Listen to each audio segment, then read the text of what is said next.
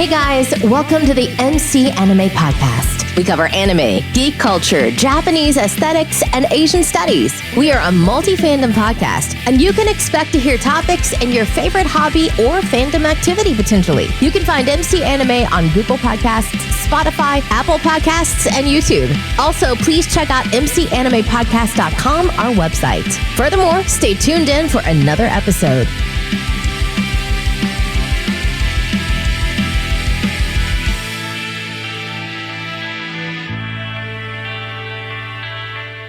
Welcome to another episode of MC Anime. MC here, and I'm with my fellow co-host with us today, Leah. How's it going?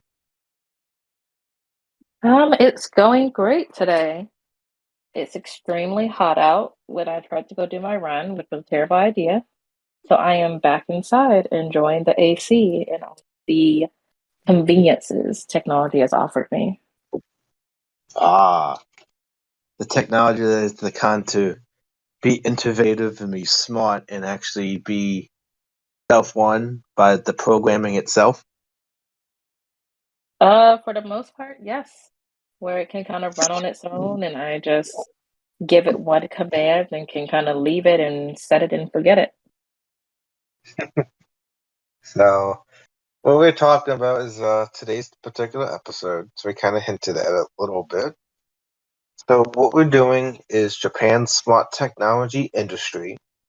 We're going to discuss some of the aspects of what it covers, like the broad areas, and then how specifically smart technology Japan has been widely used in different applications.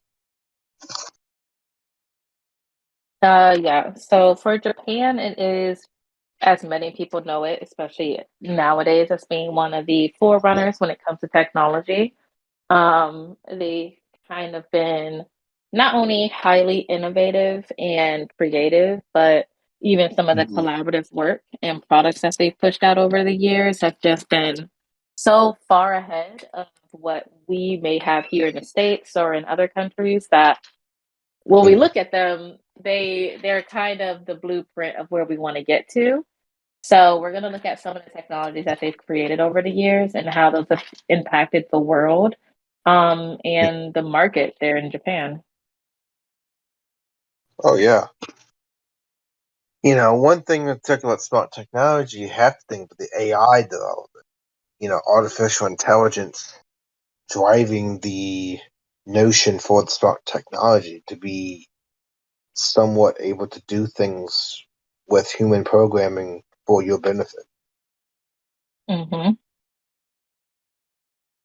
Yeah. As it stands, for Japan, they get, I want to say, over every single year, thousands and thousands and thousands. I think they're saying around 300,000 can come in out a year of just applications for AI technology, um, just so people can get approvals, patents, all of that. And it's because there are so many possibilities of how to make the world easier.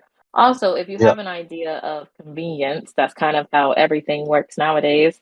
If it's something that makes the world better and it makes it easy, you want to be the first person to jump on it or the first person to discover out, how to make it work and how to make it feasible so that way you can be profitable from it and also become maybe go down in the history books as being the next big creator.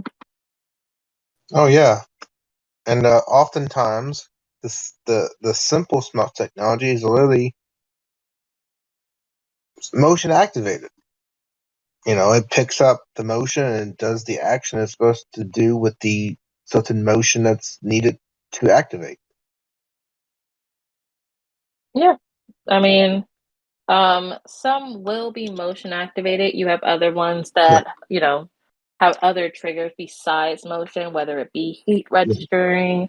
Maybe they have a launching off point, like basically a trigger action that has to come through, or just a set timer for when it's supposed to perform something.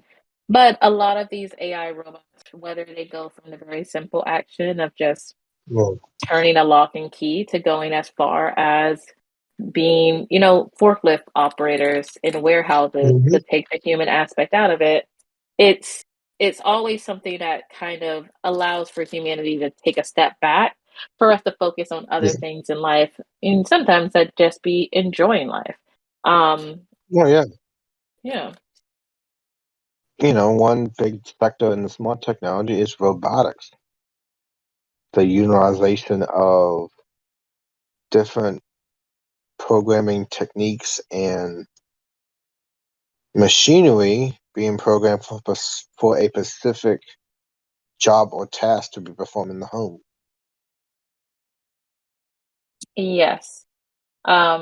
And before we hopped on, we were trying to remember which one actually came from Japan, in regards to the self-vacuuming robot, the one that goes about your Well, house. every We robot thought has Roomba. a, but Yeah. Japan does have its own versions of smart technology appliances Hmm. and things around the house, like the smart uh, lawnmower, stuff like that.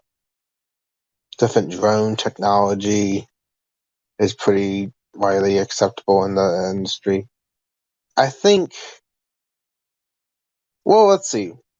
One classic example is the GPS. You know, Is the what now? GPS, the GPS, the Global Positioning Oh, the System. GPS. Yes. You know, we have it, we take it for granted, but it gives us the navigation based on coordinates from the satellite to map out different areas of the road. Yeah, and it's definitely progressed over the years. Beforehand, it would be Well, something as simple as you just kind of having streets and maybe major um landmarks, bodies of water, businesses. But now you can go as far as even changing like what the actual figure of your car is on your GPS when you're doing mapping. You can do it for street view, you can do it from far away, close up. It's way better than before when you would have to print off the step-by-step instructions to get to wherever you're going. And God forbid that you messed up and maybe skipped like one turn and now you have no idea where you are. Um, yeah. yeah, Well, we've trying come to a figure very out where long the way. road is. Yes. Or you do that long road trip and trying to feel like, okay, so we're on this road, this is where we should be. When we go in this direction, so we should turn here. We don't know how long that would be, so I guess we can get there when we get there. Nothing is With worse than those a get big there when we Google get Maps there. and see, and then trying to figure out where they're going to be. Like that is horrible. I'd rather stay home sometimes. I remember some of those trips. Wait, so you actually remember the big map coming out and then they got lost? Yeah, because it wasn't just doing the step by step. It would Mhm. also be like if you're going to like say a new state or something, so like someone in your family or someone in the car always gets the map that looks like a brochure, and then you unfold it, and it basically covers your windshield. And you're trying to figure out like, okay, well, we're on this road, or we're going this way, or we're going that way. I can only imagine doing that here in the States. Imagining doing that also in Japan doesn't even seem like it would be Mhm. fun, regardless. So them having advancements in the GPS system Yeah, is a godsend to all of us. yeah, exactly. Now you can have like artificial intelligence and music censoration, the self-guided karaoke with the little you just say computer play this and the computer plays that song. The lights going off too. Again, when it's something that allows for people to have um, ease of anything that they're doing. Hmm. Because of course it's fun to do karaoke, but sitting there and like picking out the song, making sure that it plays, all of that. If you can stay where you are and just yell out the command, it makes it a lot more fun and it keeps you kind of in the same mode that you were doing with your friends. Oh yeah. and enhances the experience. Yeah. And don't forget that, karaoke is really big in Japan too. For it basically you get into a suite, you have like a private session and you're with friends, you just start drinking if you want to drink, and then just sing a bunch of songs until you pass out. You know, The, within the reason too. simple life. Yeah, the simple Yeah. life. You just sing and blast off at the sound of light, the sound of the music. And I And we mean, already know how the industry is. Music is everywhere. absolutely. It's music lights, music LED lights, and probably like neon signs are probably something that you're gonna see a lot in the bigger cities within Japan. But I mean they also have just a ton of people that live Yeah. on the island itself. Japan being self-contained, even with smart technology for convenience, there's also they have a ton of efforts as well in just the conservation of the energy that they have there.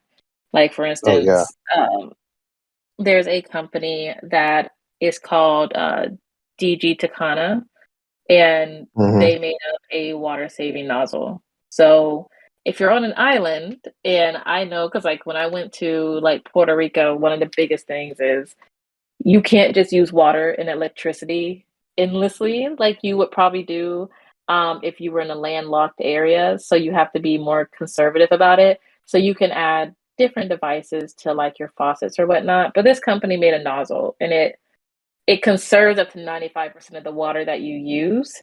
And it doesn't require electricity. So them creating a smart tech that reduces the amount of electricity that's needed. Perfect. Absolutely perfect for Japan. And it's all over the Oh place. yeah. It's used in lots of restaurants.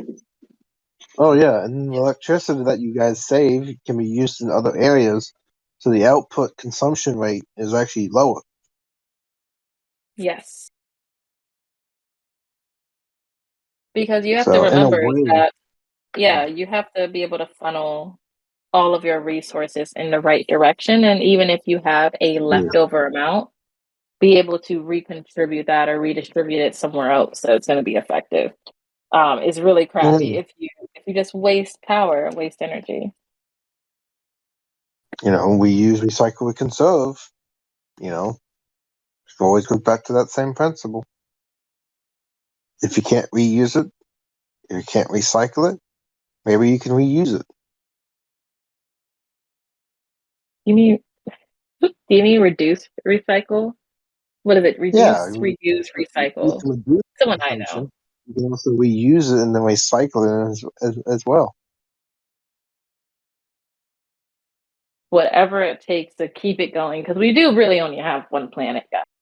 Mars Oh isn't yeah. fully baked up enough um, for us to Hopefully be. we don't have a version of Wally coming up and over here. So I hope mean, that that doesn't is happen. true smart technology, if any.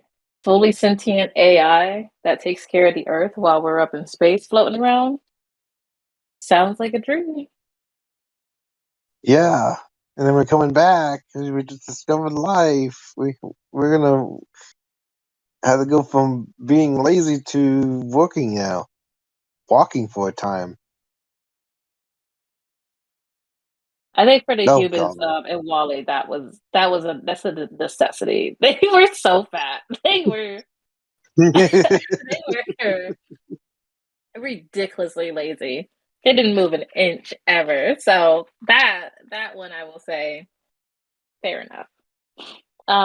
But yeah, within God. Japan, but I mean within Yeah. Japan, outside of just them conserving energy, them making convenience for stuff, they're very big on safety as well. A lot of the smart technologies that they have are based in like home safety and business safety from having devices that they have locks that you can slap onto like doors and whatnot that will lock the door, and then you can use your phone as a key for it rather than having to bring around a key with you. So it also reduces the amount of items that you have on your person. Granted, that can also be a I double-edged mean, sword if you lose your phone. Um, that yeah. not the best, but yeah, the company PhotoSynth, um, they have like yeah electromagnetic smart locks, and they just go Oh on the yeah. door, and then you can like use your phone or your ID, if you have an ID card and it opens it. Mhm. And I think that's really cool because you can put that like there's probably a ton of either really like rich people or really smart business owners who are just like, I don't want to have a lock on there or something that someone can pick lock and open up, or it takes away from the Yeah. aesthetics of the building. It makes it very futuristic and also Yeah. gives me a lot of that like Akira vibes. It makes me think like, okay, we're going into the future. We're gonna have a bunch of like crazy tech. Um, we don't have retina scans yet for every home. Not yet. Not yet in Japan Yeah. either. Pretty sure it's on its Well, way. yeah, those are interesting. Uh, They have you face put your retina scans. scan in the socket, and then it scans it. But also you have face recognition. I don't know. Retina scan and facial recognition kind of scares me a little bit. Is then what? You're gonna go after someone's retina scan after you're just gonna force it on them? Like I don't know. That's kind of scary. I don't find it as scary just because since I use a smartphone so often and Yeah. like with a smartphone, you a lot of them do have the camera and facial recognition. Also, a lot of us are Mhm. already aware that like your face is being scanned at some point. Same way with voice recognition tech. Mhm. Like even with karaoke, like you were mentioning earlier, if you yell out to the karaoke machine, "Hey, play this song, whatever, whatever," that means that the karaoke machine has to be listening. And which means it has to always be listening to know what key trigger words are going to pop up for Oh it yeah. to listen to the rest of the sentence and complete the command. So I think, yes, it can be scary, but I also think that for many of us, we're living side by side with some level of AI tech or smart tech. Hmm. And it's convenient, but it's also kind of in the background. I think when it's literally in your face or scanning your face is when it makes people nervous. But it Oh yeah. shouldn't because I don't I personally don't think I'm doing anything that anyone would want my face for. I mean, Oh yeah.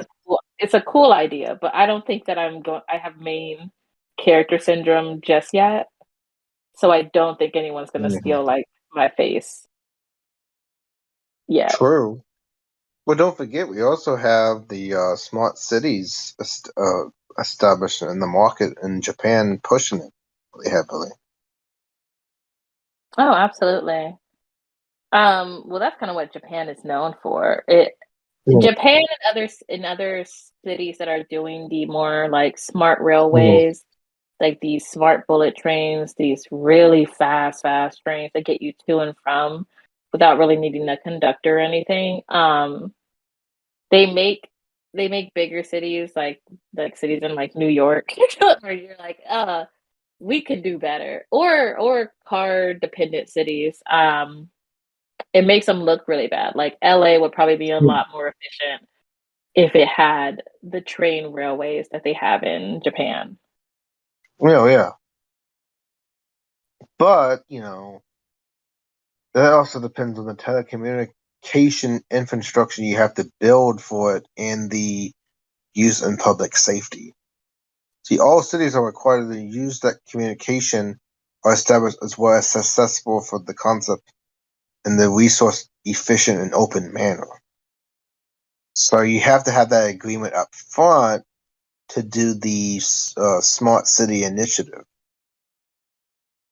Well, yeah, of course. I mean, I think it's easier probably in all smaller countries that are kind of the same size as some states or some regions, and bigger countries, just because you can allocate resources faster, and also probably get more people to be on the same consensus.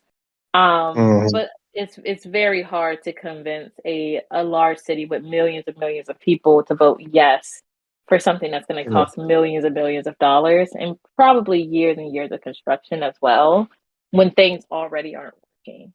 Um, Oh, true. the Yeah, it's an unfortunate double-edged sword. Well, we have like all these different smart cities. We have Alphabet, just Google, have a big investment. AT&T, General Electric, IBM, uh, Oracle, Microsoft, all these LG Electronics, Intel, like they're having a huge stake into smart technology and the smart city initiative. So the market share is really high, and it's kind of competitive as well. So there's lots of different ways to make it functional. I I would say yes and no. I mean, while these companies are investing in Yeah. this market share, probably because they're also trying to push their own personal products or have the monopoly and where these designs and what technologies are being used, which is another thing that cities have to kind of take into effect and be aware of. Because anytime you have, even if it's not a monopoly, but like an oligarchy where there's just several main key players and it doesn't allow for anyone else to come in, that can also halt innovation, and also Mhm. create like a very strong stranglehold on what the city is and isn't allowed to do. So I can see it from both sides. Yeah, and also the securing of the private data and privacy. Hmm. That's big things. Like, what is my data going to be holding? Is it going to be some building that can be uh objected to, a terrorism to steal the data, or would it supposedly have so many days where it gets deleted? But is that deleted data restored? All that other questions come into mind too. Yeah, I mean, data leaks have become very popular recently. I definitely don't know how it is in Japan. When there is a massive data leak, I'm sure the reactions aren't positive regardless of where you are. But that is probably the bigger question of how do we keep these systems safe? How do you avoid any attacks, any hijackings, anything of that nature, especially when everything's run on a system. But a lot of these companies have really good security and are really on top of their stuff. So I don't know how many times they have to deal with, Uh, these external threats that are actually getting through. But yeah, also at the same time, normally when I hear people talk about bringing smart technology cities or like smart cities, um, to these bigger regions, to these bigger countries, it's usually more about cost and who's going to get that bid on the big contract. yeah. Who's going to plan it? Who's going to invest it? And who is going to be the major party that is going to divide and conquer in the infrastructure bill? Because Yeah. the infrastructure needed to build it is higher. It'd be nice to have a train that we bio basically magnetic and traveling at speed of sound. But I mean, yeah, I where's the? think that would be really cool. I mean, they literally travel at the speed of sound. They have actually had that magnetic, but like, is the magnetic field generation in the self-piloting, railways and stuff worth it for the smart technology industry? I would say yes. Um, I think that I think the amount of cost that goes into trying to make, um, you know, more more aware cars, the level of there's like five classifications, I think five or six for self-driving cars, and we're still at level zero. when it comes to that. Mhm. And to get cars to be completely how we see them in like movies like I, Robot or whatnot, the amount of money that will have to go into it because there's a lot more factors that are in place when you're talking about Yeah. every individual car having to be aware of every other individual car, plus all the other things that happen on the road and pedestrians and all of that, compared to a railway system where it's going to be the same path is probably it's a significant less amount of trains on the trail like on the railways than there are cars on the road. So Yeah. cost wise alone and efficiency alone, it's a much easier goal to get these kind of speedy bullet trains that are insanely fast, insanely efficient in getting people to where they need to be. Also, it's good. I feel like it's better for the environment because even with as fast as those vehicles go, the trains go, a car is still a car, and it's still going to emit so much gas, so much pollution into into the air that we already have way too much of, and we're already at our breaking point, or have already surpassed it at this point. I Oh would much yeah. prefer the Yeah. I train. think for Just another sitting in 20 or traffic. 40 years, I think we're Yeah, projected to run out of all fossil fuels. yeah. Like we are so far into the negative of where we need to be because of the lack of advancement when it comes to vehicles and comes to cars. Just the amount of research and money that has to go into research to get cars to be fully functioning is it's a lot. We Yeah. don't necessarily have the time nor resources to keep it up with the amount of people that we currently have on the earth. So I do lean more towards give us a smart city. Give us a city that has more automation and efficiency like they do in Japan and then definitely in Tokyo. Another big industry sector in Japan about smart technology is the inclination of farming and the rice production. Which is They're smart. basically they're expanding the rural regions to have more productivity in the rice production fields, which rice is actually a vital food source in Japan. It's commonly served in many of their dishes. It's like the go-to choice for starch. It's basically their equivalent of corn in America. Yeah, corn or like yeast. We really do Soy. like our bread out here. But yes, for Japan, and this has also been a very big push that's been happening within I think most of farming. Farming is a very difficult trade to be in, a very difficult industry. Is it's not only time consuming, but it's kind of a money pit Hmm. unless you are with one of these bigger companies that have started buying up smaller farms and family owned farms, especially here in the States. So and also the injuries that are acquired while in the field doing this work. It's backbreaking, it's exhausting, and it almost feels never ending because it's a full year's process. Even in the off season, you got to get stuff ready for when season is going to be back on and getting things processed and taken care of. So them automating that seems like the best thing you could do. So you can allow Oh your yeah, workforce to get some peace to to breathe and to true. like break away for a little bit. When 'Cause- also, the work, there might be a decrease in the workforce, but a lot of times with the decrease in manual labor, there's always the increase for the overseeing of the technology doing the manual labor. So it really just shifts the job demand somewhere else. Yeah.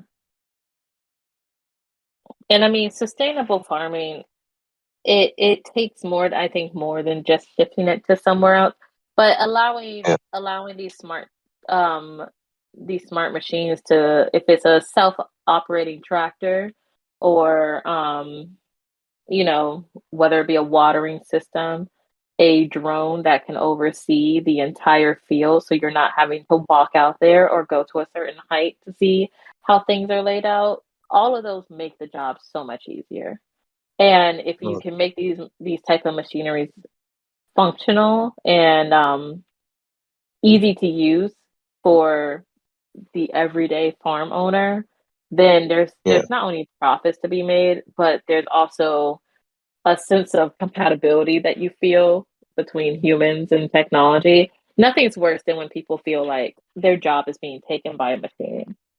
But if you can yeah, elevate the human to the next level, then you can have that machine do the things that the human used to hate doing, like constantly having to like shuck corn or in this case go through rice fields. yeah. True. I think with the production of rice being just a commodity for food, it's going to increase the overall production, but also it can lead to interventions in technology to do the job that can yield more results, or even more efficient results. It can be even safer. Hmm. I mean, which is the highest thing that is the main point of having smart technology, having innovative Yeah, technology. These advancements are supposed to make life not only easier, but also safer. And even in agriculture, things that we don't consider to be dangerous. Of course, you're going to consider the big machinery or being in the sun dangerous, but I mean, yeah, water, it can also be a health hazard if you don't have a system in place that lets you know if there's something infectious in the water, which they do have in Japan.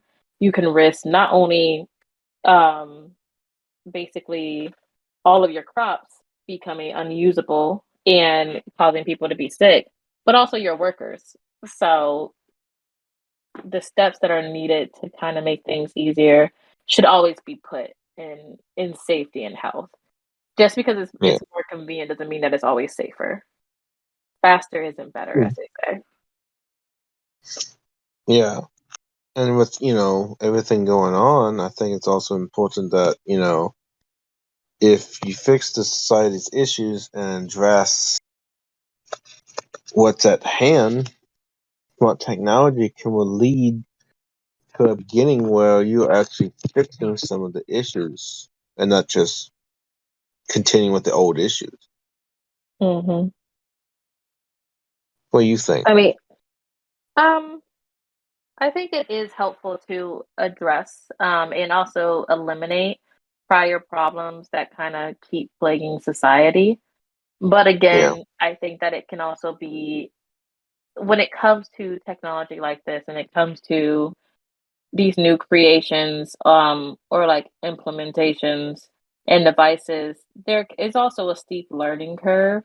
So yeah, if you already like a good bit of farmers may already have a hard time um understanding like even the newest of technologies or even new apps that come out that can be synced up to multiple devices that they have, which is another form of I mean a smart tech. Like it has the yeah. AI software in the app which allows you to do less so Oh you yeah, can hook up your phone and like with the Ring camera, you can have that on your door, and then if someone knocks on your door, it's a camera there, so you can just look at your from your phone, and it's synced up, and you can see who's out there. Or if you're not home and there's motion detected, it turns on and it'll send you an alert.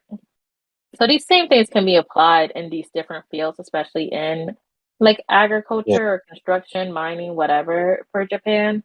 But if you can't teach people how to use it, even if we know what things are impacting our society, if people don't know how to use the tools to fix them, you can find yourself kind of in that same spot, and cool. that But is with kind of smart a repeated technology issue. being so widespread, the learning curve to actually learn it might not it actually might be a lot easier than previously thought. Oh yeah, if your Because the program is society already is done. Yeah, taught, the program is yeah. already done for the user to learn how to use it. So the training I would feel like the training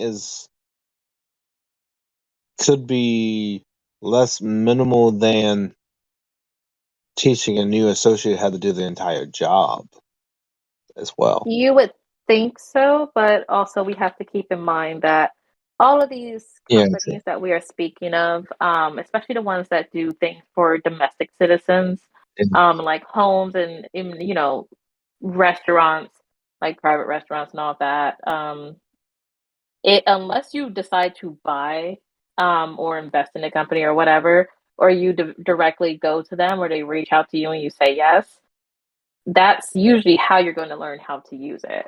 And once that Yeah. certain form of technology becomes very popular, like the same happened with drones.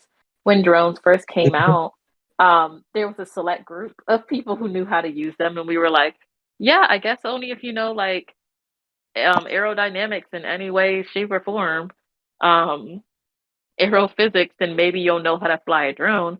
But now we sell them as toys in stores. And like kids can buy them and play with them and use them. I think the same thing comes with these new inventions where until it becomes popularized and it's also feasible for everyone to use it, it won't just be Hmm. like a steady learning curve. It does take a little bit more effort. Oh yeah. And also with the app, you know, development and being a way to guide the future smart technology, you also open up the digital domain of the internet and how utilizing offline internet features or internet features can be at risk as well. Are you saying risk from being offline or risk from using offline features? Well, a lot of times it's the risk of online features, especially if Oh, the online is public. oh, well, absolutely. I mean, I do think now we are becoming a bit more aware of the risks that kind of like people when it Mhm. comes to connecting to the internet. Beforehand, it used to be very simple. You really would only catch something if you didn't have a protective browser or whatnot. But Yeah. cyber attacks are becoming more and more common, and they're also becoming a lot more Sure. I would say hackers or threats to data security and breaches are becoming a lot more proactive, while beforehand it was more so like a Trojan horse, like a malware. You Mm. go, you click on the wrong file, you download the wrong thing, and then it pops out at you. These ones are now actively trying to consistently break into And accounts it's the or get business to access sell to data. something. It's Huh? basically now it's the business to sell the data. Oh, People absolutely. go Data buying the mining is data huge. and use, yeah.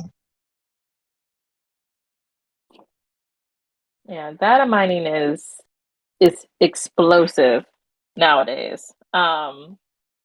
Which is it's sad because it's something that like I learned about starting up in when I was going in like my first year of college, and then you Yeah. see like after like years go by, in 10 years time how commonplace it is, and how well Yep. known and easy it is, which is strange because what what's also interesting is like Japan was the ones who they were the ones who created the flash memory card that goes Hmm. into, your phone, so or your small Yeah. handheld devices. So like a lot of the information that you keep or you actually upload online, because a lot of us sign up on Hmm. things through our phone or we download an app. We wouldn't be able to do that without flash memory cards, and we also wouldn't be able to do that without Japan. So not to say that this is on Japan, but we definitely Mm. got our first steps in being able to spread information a lot faster or store it, which also means, of course, the threat level goes up. Oh yeah. But yeah, Imagine storing that information now. That just the speed of a flash drive that can be so easily converted to someone else's flash drive. yeah. And I mean, like these are allowing us to have the apps on our phone, to have our photos, to have our memories some people also use like even their notepads to keep track of not only passwords but things that they have to do. So, and we've only had the flash memory card since 1984.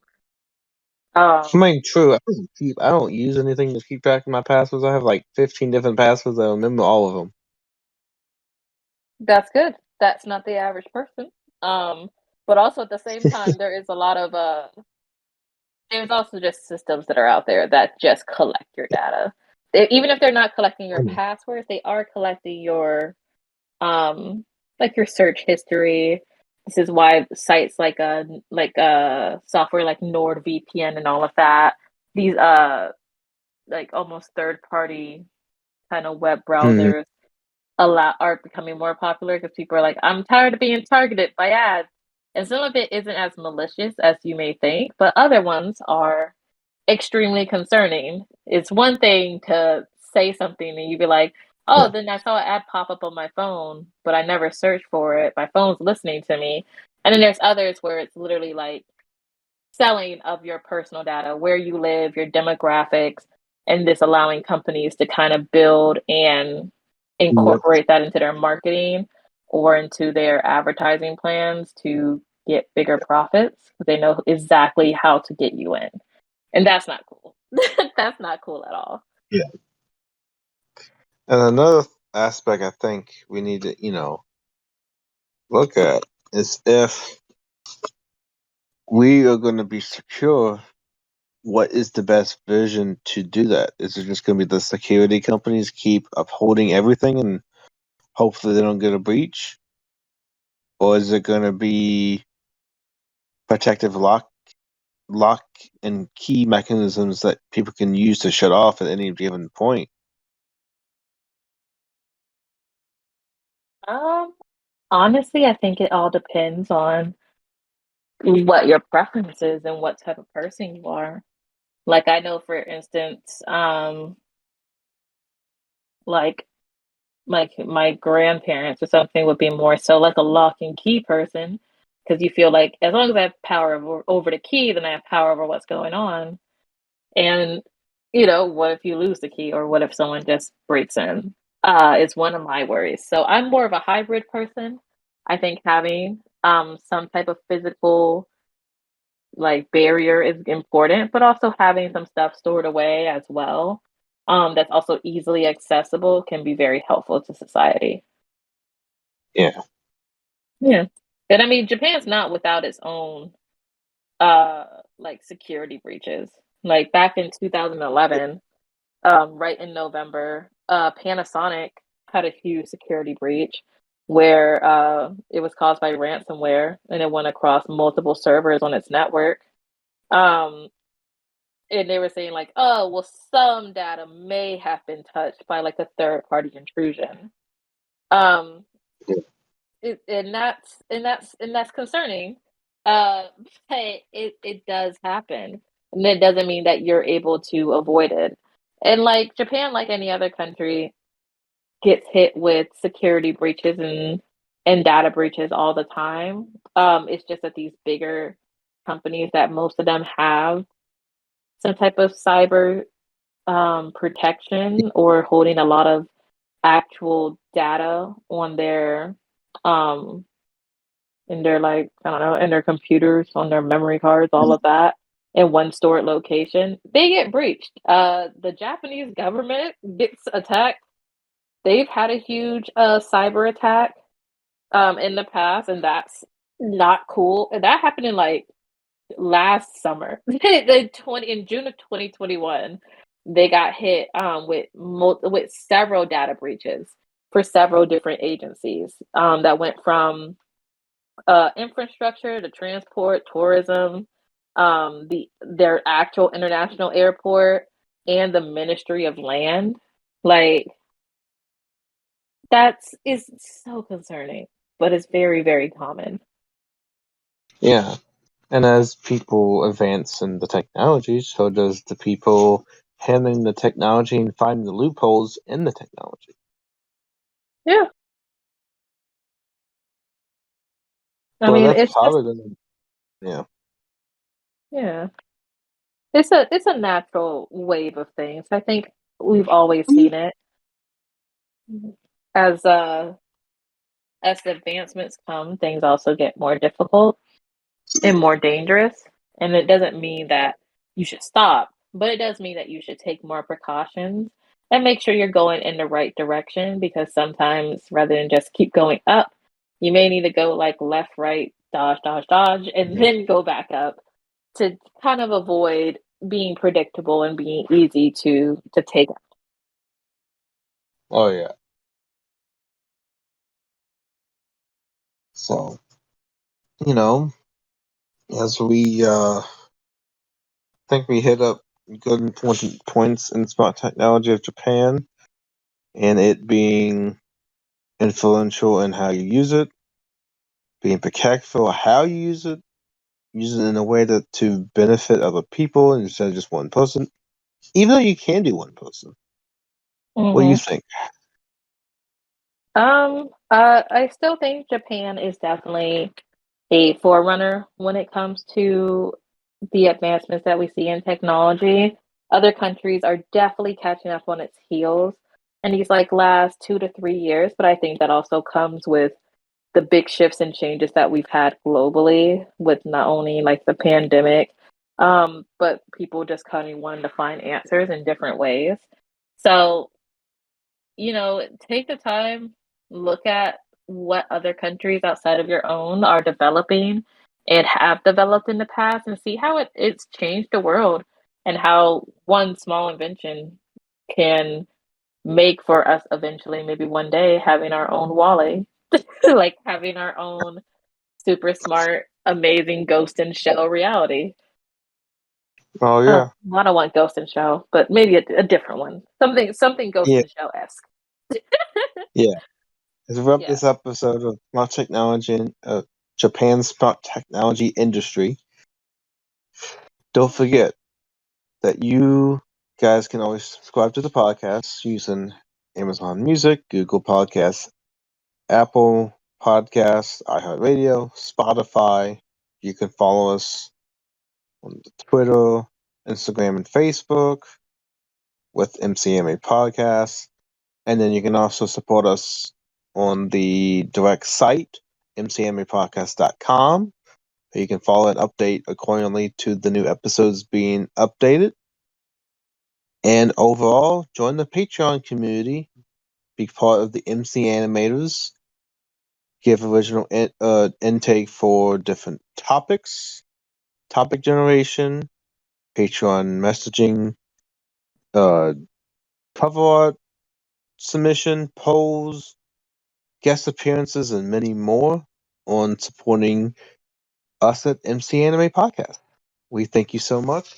And do not forget to subscribe and like as much as possible. Absolutely. In other words, No, that's it. We will talk to you guys on the next topic.